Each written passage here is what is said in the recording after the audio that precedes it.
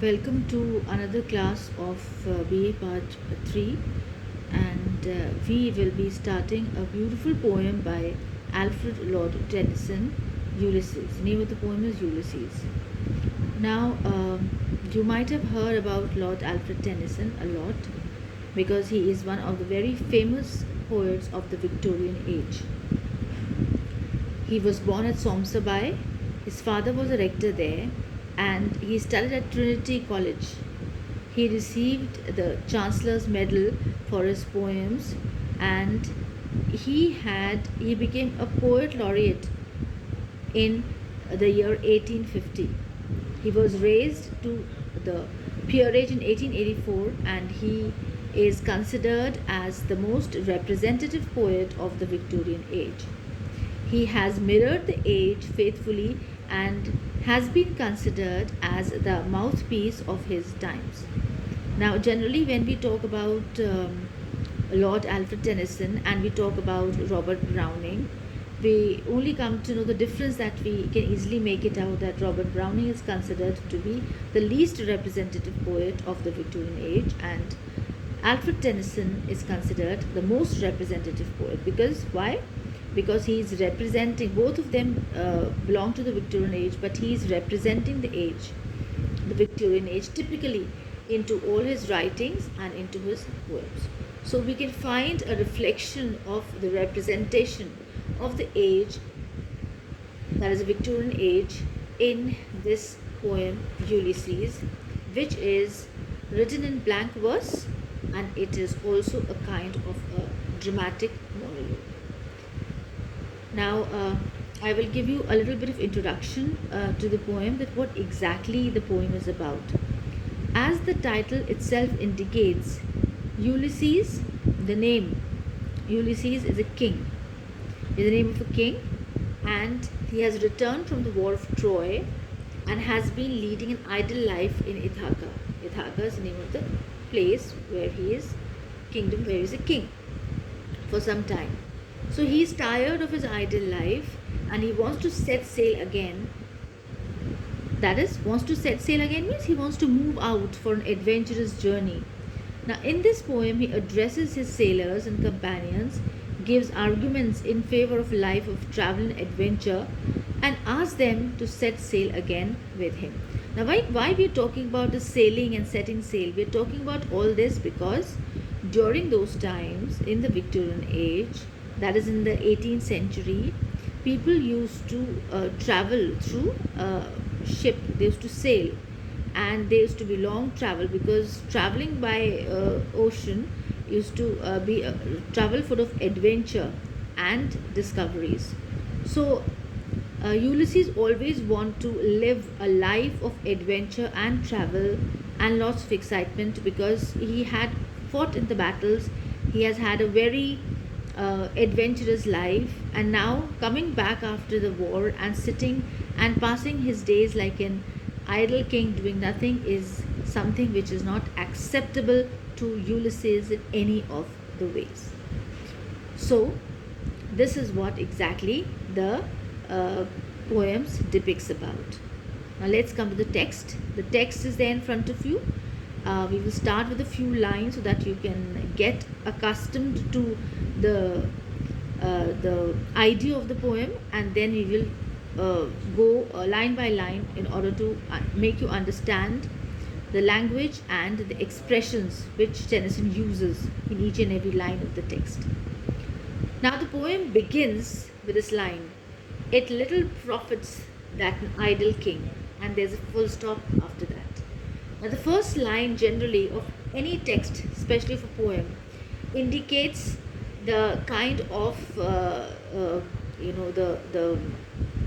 material, or in other words, you can say the kind of atmosphere that is being set by the poet. It little profits. So here in the first line he says that it's of no good, it's of no use. What kind of profit? Profit here means what benefits he's getting.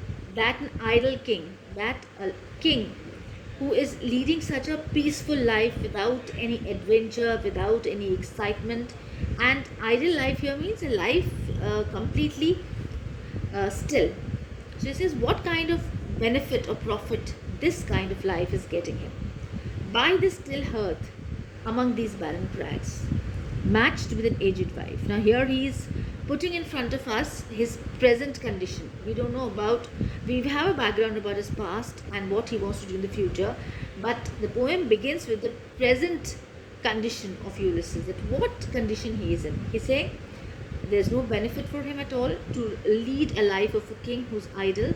And then he's saying, sitting, he says, I'm sitting near a still hearth. Hearth is a calm and quiet fireplace. In the olden times, if you remember, that hearth used to be a kind of a separate portion in one of the rooms, living rooms, where they used to put fire, things, and they used to burn these woods and this thing, and then the entire, especially in the colder regions, and the entire room used to remain warm. So it says, I'm sitting near this hearth, which is very calm and quiet fireplace, and among these barren crags. Now, barren crags means here the steep hills he's talking about here. Barren crags which are of no use, sterile, they are barren. So amidst there, matched with an aged wife. Another thing he's saying that he has a match with a wife who's aged. Now, it's a sarcasm here because he himself is old, but he's not considering himself to be old. And he's saying that he is matched with an aged wife, no matter he thinks that he's very young.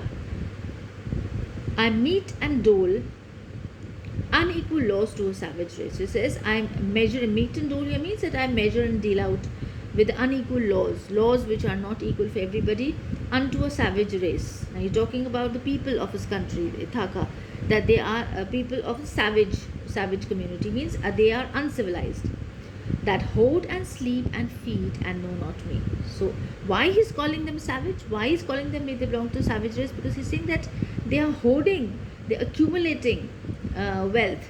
They are passing their times in sleep, in accumulating wealth, and just in eating, and know not me, because they are leading a life of passivity and inactive life, and says they are not aware about their king, about me, Ulysses, who is full of adventure, who just despise such a kind of life, who hates such kind of life, where there is no activity, where there is idleness everywhere. So he says, and these are very important lines, I cannot rest from travel, I will drink life to the leaves. These are lines which are often quoted by great writers, and quite a motivation, inspiration line for the young students also, when he says, I cannot rest from travel. Travel here doesn't mean that he has to go from one place to the other. Travel here indicates another hidden meaning here. He says, I cannot sit or lead a life full of passivity and from adventure. I cannot abstain myself from a life full of thrill and adventure and work and hard work. I will drink life to the lees. So he says, I will drink life to the lees means I will live life in such a way that I'll make the maximum use of the life in its own way. As we say that, I'll drink the coffee till the brim, till the top. So this is the way he says here, that I will drink life to the lees. Now again, we have a personification here, we can say figure of speech, because you cannot drink life, but it's an indication to say that I want to make the most of a life. Life is compared to a kind of a drink, and you want to drink it to the brim, to enjoy it completely and thoroughly and fully. So we'll continue in the next class further about this beautiful poem, Ulysses. Thank you.